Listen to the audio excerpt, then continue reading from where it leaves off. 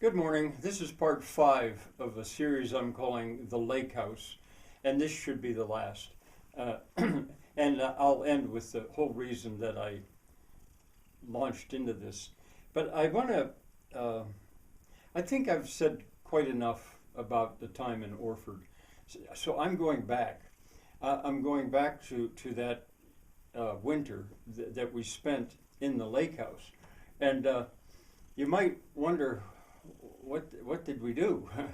There was no television there, and we had work that we were doing. She was working on her education.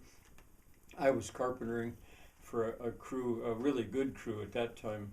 But what did we do? Well, for my part, I spent much of my time back then writing this book, putting it together.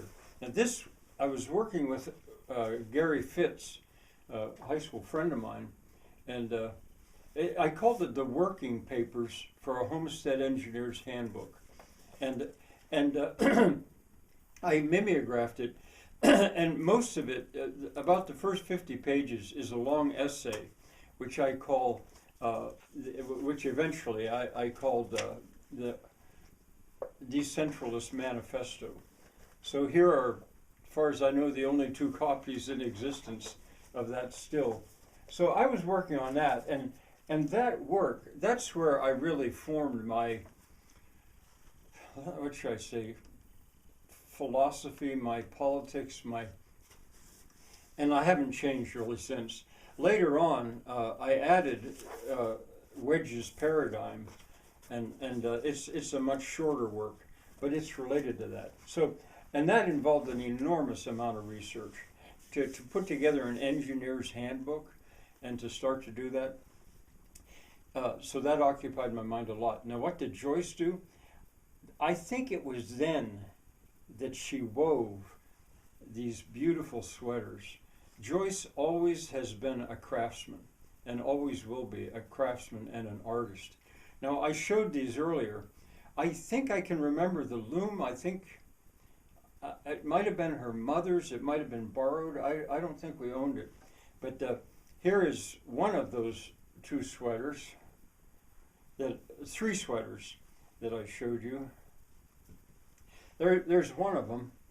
Kind of goes with this Portuguese blanket. That's one of them. Beautiful work. And here's one that she gave to my father, I think, as a Christmas present.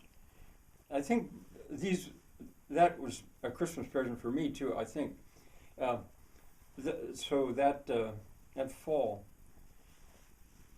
again, just beautiful, beautiful work. The third one, she now has, because I mailed it to her, and she's thinking about trying to tailor it so that I can wear it. They're woven, and they don't stretch, and they're really hard to put on and take off. So anyway, that's some of the stuff we did, but that's by the way, if you just wondered, well, what were you doing all that time? The lake.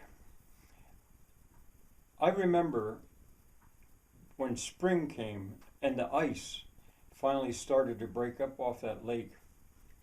I went down to the dock one time. It's one of these stupid things to do. Why would people do such stupid things? I decided I was going to jump into that water,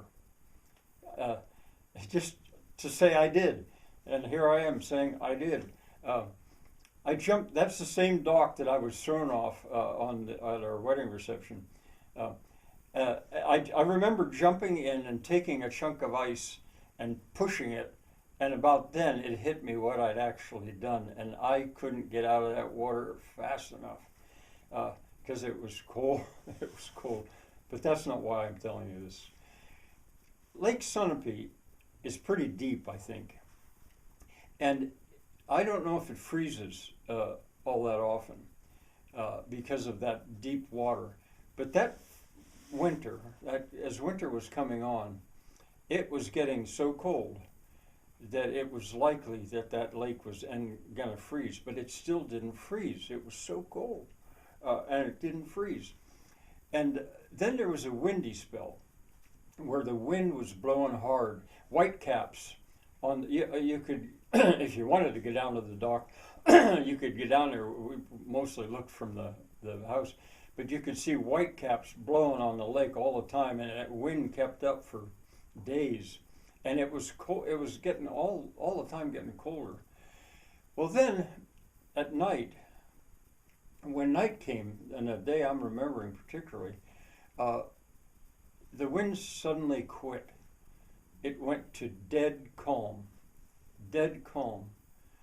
And I remember walking down and going out onto the dock to see what it was like now.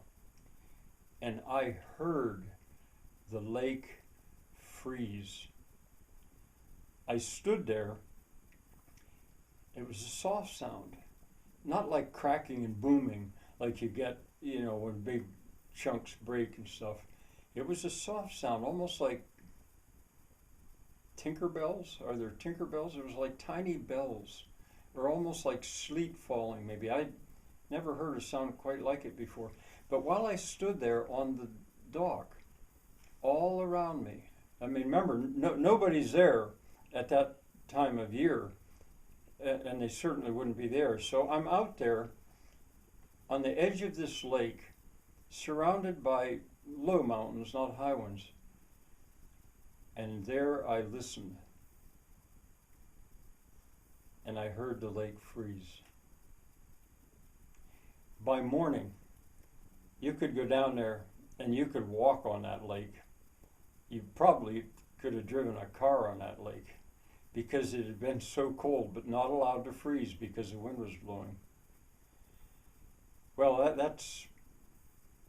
that's the experience that I probably can't, I'm sure I can't capture it for you, but that's what has made me remember all this stuff about the lake house. Bye for now.